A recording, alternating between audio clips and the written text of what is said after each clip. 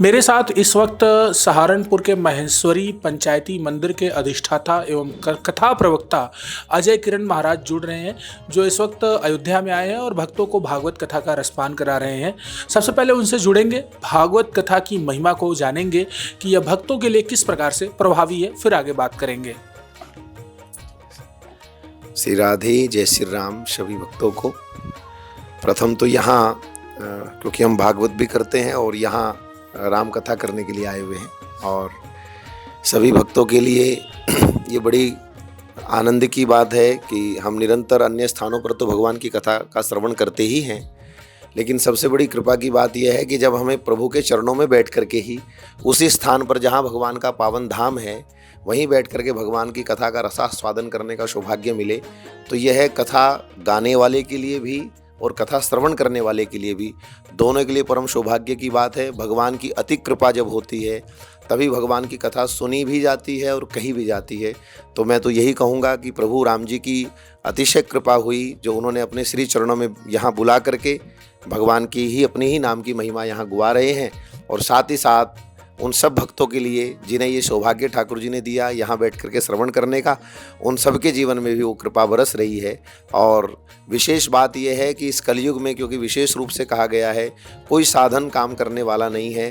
अनेक प्रकार के चाहे जप हैं, तप हैं, पूजन है, यज्ञ हैं, क्योंकि कलयुग के कारण उन सब में कहीं ना कहीं अब हवन करें तो जो सामग्रियाँ इकट्ठी हों उसमें भी अशुद्धता, भगवान का पूजन करें तो चाहे पुष्प लाएं, अब कौन तोड़ करके ला रहा है, कैसे हाथों से ला रहा है, स्नान किया कि नहीं किया, कहाँ गिराए, कई बार देखा जाता है भूमि पर इकट्ठे किए, फिर उसके बाद कट्टे में भरे, फिर माला बना करके आपको परोस दी। कौन इतनी पवित्रता का ध्यान रखता है? आज का समय ऐसा है, आज का युग ऐसा है, हर एक कोई पैसा धन के लिए लगा हुआ है। और विशेष रूप से ऐसे कलयुग में देखा जा रहा है कि धार्मिक जो चीज़ें हैं, धार्मिक जो वस्तुएँ हैं, धार्मिक जो स्थान हैं, उन पर सबसे ज़्यादा लूटपाट की जा रही है। चाहे वो सामग्री हो, चाहे वो भगवान में के पूजा में प्रयोग होने वाली जितनी भी सामग्रियां हो, और चाहे वो स्थान हो जहां पर अपार भीड़ भगवान के भक्तों की जाती है, उन पर से किसी भी प्रकार से, क्योंकि लोग बिल्कुल नहीं डर रहे, लोगों को लगता है कि धन ही बड़ी चीज़ है, तो वो वहाँ अपवित्रता है। तो हमें लगता है कि ऐसे इस कलयुग के समय में कथा, सत्संग सबसे बड़ा एक ऐसा साधन है उनके लिए कि वो हर एक स्थिति में पवित्र है, और पवित्रता से अगर कथा श्रवण करके, सत्संग श्रवण करके भगवान का नाम गाया जाए तो इस संसार के भवसिंधु से पार करने वाला ये सबसे सरल उपाय है, और सभी के लिए यही संदेश है। गुरुदेव, महाकुंभ के 5 अमृत स्नान कह लें या शाही स्नान कह लें हो चुके, 6वां 26 फरवरी को है। 50 करोड़ से अधिक भक्तों ने दर्शन कर लिया। काशी, अयोध्या, मिर्जापुर की गलियां फुल हैं भक्तों से, हर जगह जन सैलाब है। 6वां शाही स्नान कैसा होगा, किस प्रकार से लोग करें? यहाँ तक कि यह भी बात कही जाती है कि 6वां शाही स्नान जो होता है वो सिर्फ साधु संत महात्मा का होता है, आम भक्तों का नहीं होता है। इस पर आपकी क्या राय है? देखिए, वैसे तो सभी शाही स्नान के विषय में मैं भक्तों से ये कहना चाहूँगा कि शाही स्नान वास्तव में संत महात्माओं के लिए ही है।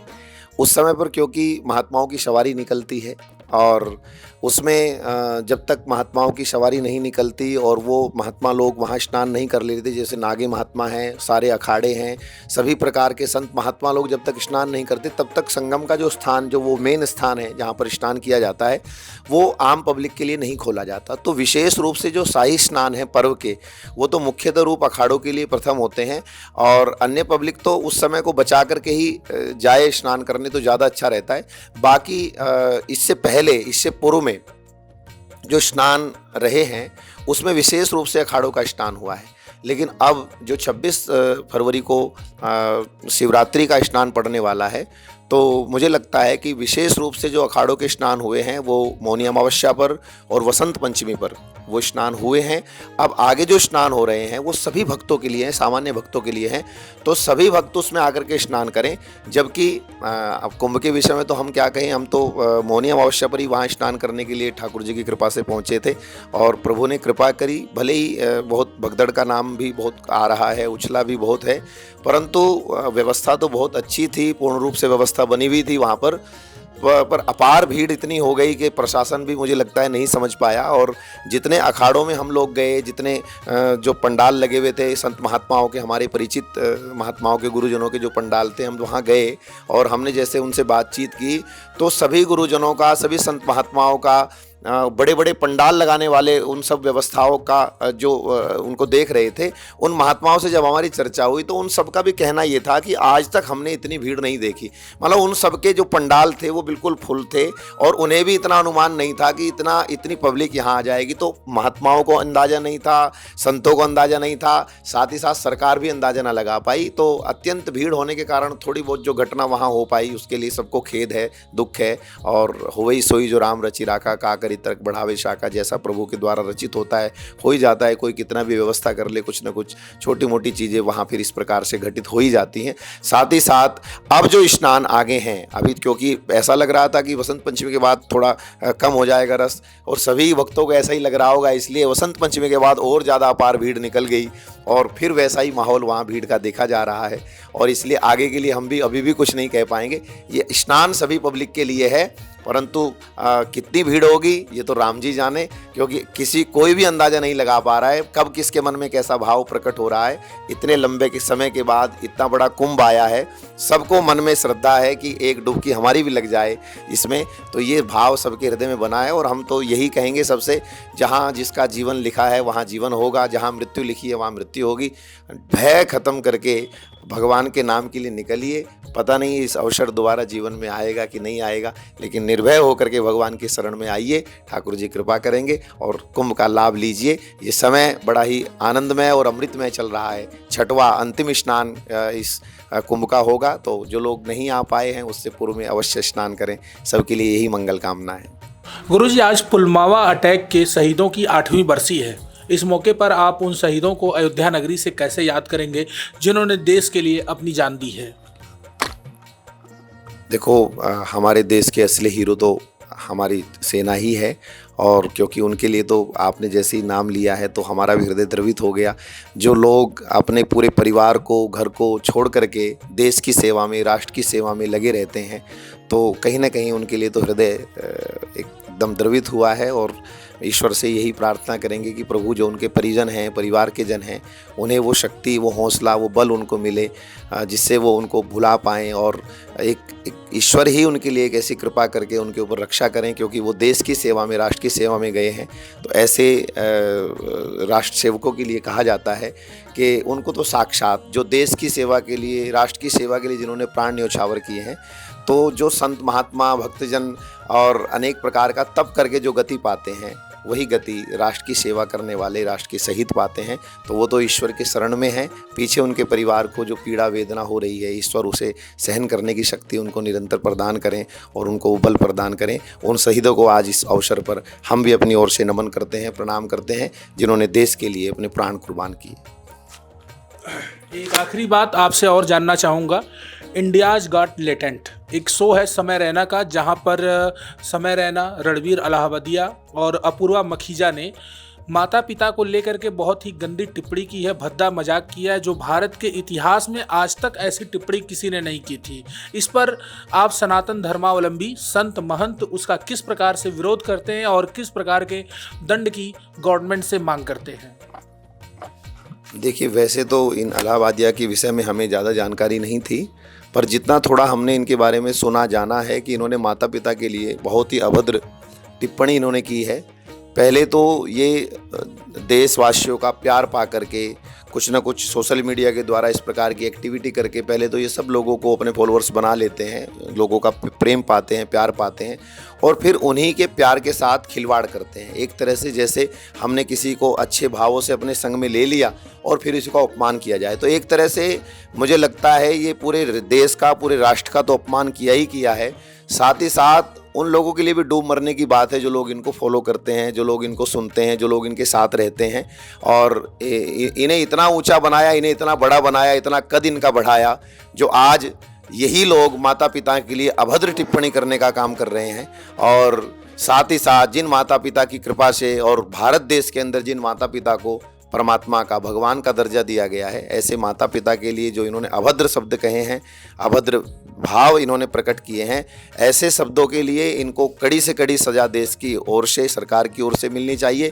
साथ ही साथ इन्हें हम तो प्रार्थना करेंगे पब्लिक से भी, जो लोग इनसे जुड़े हैं वो लोग भी स्वतः इनको दंड प्रदान करें, और ऐसे लोगों को इग्नोर करना चाहिए। ये एक तरह की धूल है, एक गंदगी है, ऐसी गंदगी से लोगों को बचकर चलना चाहिए, खुद भी बचना चाहिए और अपने परिचित लोगों को भी बचाना चाहिए। ऐसे लोग समाज में, राष्ट्र में गंदगी फैलाने का काम करते हैं और एक तरह से रिश्तों को तार तार करते हैं। तो यहाँ कहीं ना कहीं इन्होंने पूरे राष्ट्र को आहत किया है और पूरी संस्कृति को आहत किया है। ऐसे लोगों को कड़ी सज़ा मिलनी चाहिए। मैं यही यहाँ अयोध्या धाम से उनके लिए इसी प्रकार की मांग करता हूँ और साथ ही साथ प्रभु से प्रार्थना करता हूँ कि स्वयं भगवान भी ऐसे लोगों को दंड दें।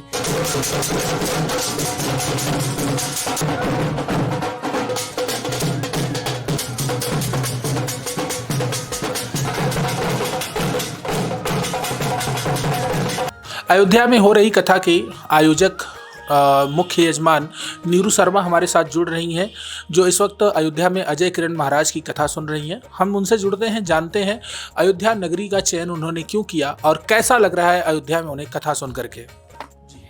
सभी को जय सिया राम।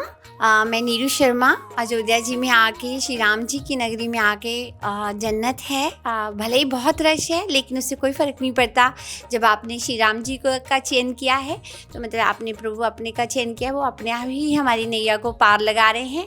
और उनका बहुत बहुत शुक्रिया जो उन्होंने मेरी दीदी के, सबसे पहले मेरी दीदी के जब लास्ट ईयर 22 तारीख जनवरी को रामलला का यहाँ पे स्थापना हुई तो मेरी सिस्टर का फ़ोन आया कि हम वहाँ पे कथा कराएंगे। तो मैंने बोला हाँ दीदी ठीक है। तो हम लोगों ने उसी टाइम डिसाइड किया। और हमारे जो महाराज जी थे वो हम क्योंकि पहले भागवत जी करा चुके थे नोएडा के अंदर अपनी सोसाइटी में आचार्य जी से, तो हमारा पहला ही सिलेक्शन ये था कि हम आचार्य जी से ही, आचार्य अजय किरण जी से ही कराएंगे श्री राम कथा भी, और ये हमारा फर्स्ट प्रायोरिटी थी। और हमने उनको बोला, तो आई थिंक उनकी पहली 2025 की ये पहली कथा थी जो हमने 1 साल पहले ही बुक करा दी थी। और उस टाइम हमें बिल्कुल भी ज्ञात नहीं था कि कुंभ भी होगा, लेकिन ऐसा सुंदर मौका, ऐसा पावन अवसर हमने पाया कि उस समय हमारी कथा का भी हमें अवसर मिला और हमने इस पावन नगरी में आके कथा के लिए चयन किया और श्री राम कथा के गुणगान गाएंगे। 10 दिन हम श्री राम जी की नगरी में वास करेंगे। ये हमारा सबसे सुखद पल होंगे लाइफ के। बड़ी अद्भुत बात है आपकी। महाकुंभ भी जाने का विचार है? मैं महाकुंभ हो आई हूँ, 1 फरवरी को कर आई हूँ और मैंने भी शाही स्नान किया है बसंत पंचमी का। और वहाँ जाकर भी जो सुख मिला है जीवन में शायद वो दोबारा नहीं मुझे मिलेगा। कि जैसे कहते हैं 144 ईयर्स के बाद हम महाकुंभ का स्नान कर रहे थे, तो हो सकता हमें तो नहीं मिलेगा जो ज्ञात है हमें अपने आप को। और महाकुंभ बाकी जो हमारे रिश्तेदार आ रहे हैं, मेरी सिस्टर्स आ रही हैं, पंजाब से आ रही हैं, सब बहुत एक्साइटेड हैं कि पहले हम कथा सुनेंगे फिर हम महाकुंभ के लिए जाएंगे यहाँ से। ये तो इस साल आप अयोध्या सुन रही हैं, अगले साल कहाँ सुनने का विचार है और अगले साल के महाराज कौन रहेंगे आपके? मेरे लिए तो मेरे महाराज जी आचार्य किरण जी ही रहेंगे। मैं जब भी कहीं भी कथा कराऊंगी, ठाकुर जी जब भी मुझे ये मौका देंगे, चाहे वो नोएडा में होगा, चाहे वो हिंदुस्तान में कहीं भी होगा, हो सकता है किसी 4 धाम में वो हमें सिलेक्ट करें, वो आचार्य किरण जी ही करेंगे। जो सुख हमें मिल रहा है उनको सुनने से वो हो सकता है हमें विजय कौशल जी से भी मिल सकता है। मैंने अभी उनकी भी कथा नोएडा में सुन के आई हूँ, विजय कौशल जी की भी सुन के आई हूँ। अपनी अपना है, वो महान ज्ञाता हैं और आचार्य जी अब उनके पद चिन्हों पे है, तो हम आचार्य जी को ज़्यादा वो करेंगे। विजय कौशल जी को हमेशा नतमस्तक प्रणाम है हमारा, और आचार्य जी के लिए भी हमारा वही भाव है। मैं देवेश पांडे, अयोध्या।